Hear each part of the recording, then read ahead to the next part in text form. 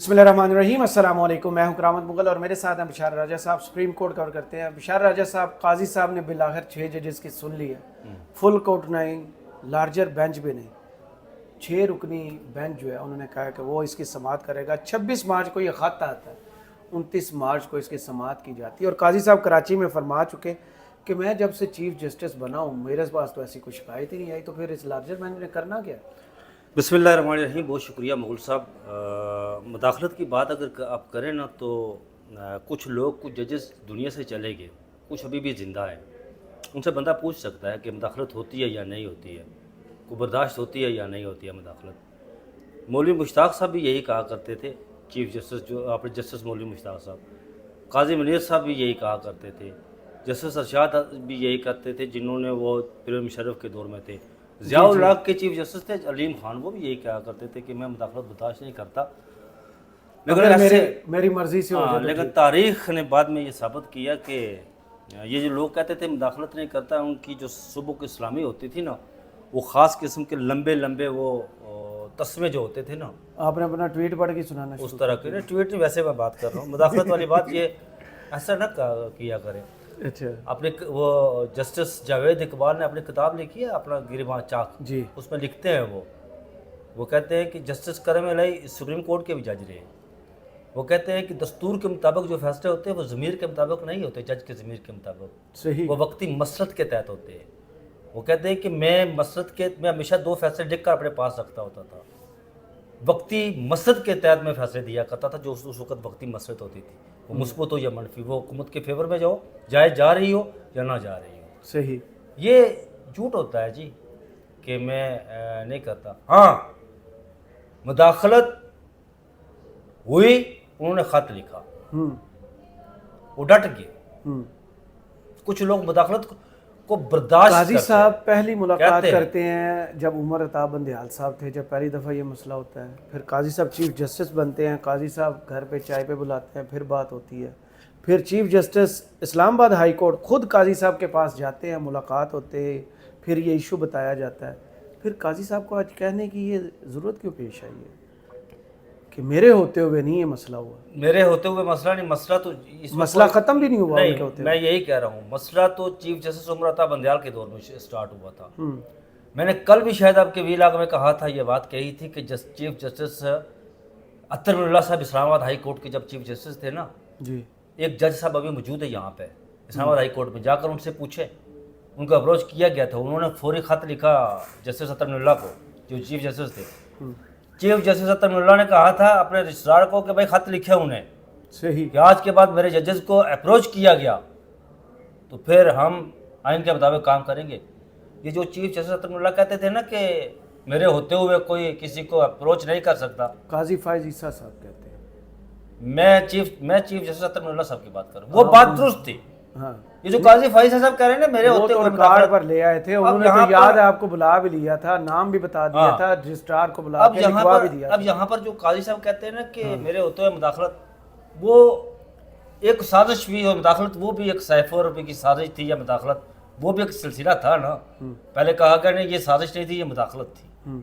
साजिश होगी तो मुदाखलत होगी। फिर कहा गया नहीं, ये सिरे से उसे इनकार कर दिया गया कि है ही नहीं। सही। बाद में वो जाली केस भी उसमें बना दिया गया, सही। जिसमें वो सुप्रीम कोर्ट ने, हाई कोर्ट ने किए। काजी साहब बैठकर उस कुर्सी इंसाफ पर बैठ कर ना जब बात करते हैं ना, तो बंदा उस वक्त कहता है यार चीफ जस्टिस साहब 2 हफ्ते पहले कुछ कह रहे थे और आज कुछ कह रहे हैं। हजूर वाला चीफ जस्टिस उमर अता बंदयाल के दौर में ये मामला शुरू हुआ 17 सितंबर को, 19 सितंबर को उन्होंने हल्फ उठाया जी, 17 सितंबर को। 17 सितंबर को। आज 6 माह हो गए ना, सिलसिला चला आ रहा था ना, तो आपने क्या किया? उसके बाद भी खत लिखा गया ना, उसके बाद भी आपके पास गए ना, उसके बाद भी अमर फारूक साहब को बताया गया ना। सही। अमर फारूक साहब आपसे मिलते रहे ना, आपके पास जाते रहे ना। अमर फारूक साहब और आप इस वक्त एक पेज पर थे। हाँ, उन्होंने भी 1 साल उनके पास खत पड़ा रहा, नहीं कुछ किया। लेकिन आपके ये नोटिस में बात थी कि ऐसा है, लेकिन आपने नहीं किया कुछ भी। सही। मुदाखलत होती रही ना, तो आप कहते बेंच 6 रुकनी क्यों बनाया, क्यों, वजह क्या नजर आती है? बेंच 6 रुकनी इसलिए बनाया गया जी कि बाकी कुछ जजेस जो है ना वो वो बात दुरुस्त है तकसीम वाली? हाँ जी, वो बात दुरुस्त है तकसीम वो वाली। तो 9 वर्सेस 5 था। वो इस वक्त सुप्रीम कोर्ट में जो तकसीम है ना, वो बड़ी गहरी तकसीम है। हम्म, जस्टिस यही आफरीदी ने नोट लिखा, अलहदा हो गया। जी। इन्होंने इंदिया दिया था पिछली समात में कि फुल कोर्ट होगी, लेकिन वो मामला सपुर्द कर दिया कमेटी ने 6 रुकनी बेंच का कह दिया। कमेटी में कौन कौन है? कमेटी में जस्टिस मंसूर और ये शाह तो है वो ना। लोग हैं जो पीएम से मिले थे, जी जिन्होंने बाल हुकूमत की कोर्ट में डाली थी कि आप पर एतराज़ किया है, आप ही फैसला कर दें। तीसरे जस्टिस मुनीर। हाँ, इतराज़ उन्हीं पर किया जिस पर मतलब मकतूल को कातिल के पास भेज दिया कि इसका फैसला आप करें। यही किया था ना उस वक्त उन्होंने। फुल कोर्ट का कहा गया था, लेकिन ये बात फुल कोर्ट की तरफ में आज मैं उस वक्त भी आपको पता है कि जिस दिन ये बना था 7 रुकनी बेंच, तो मैंने कहा था कि ये मामला यहाँ नहीं रुकेगा, ये बात फुल कोर्ट की तरफ जाएगी। मैं आज भी ये कह रहा हूँ कि ये मामला ईद से यहाँ पहले नहीं- की बात है। ईद से पहले की बात।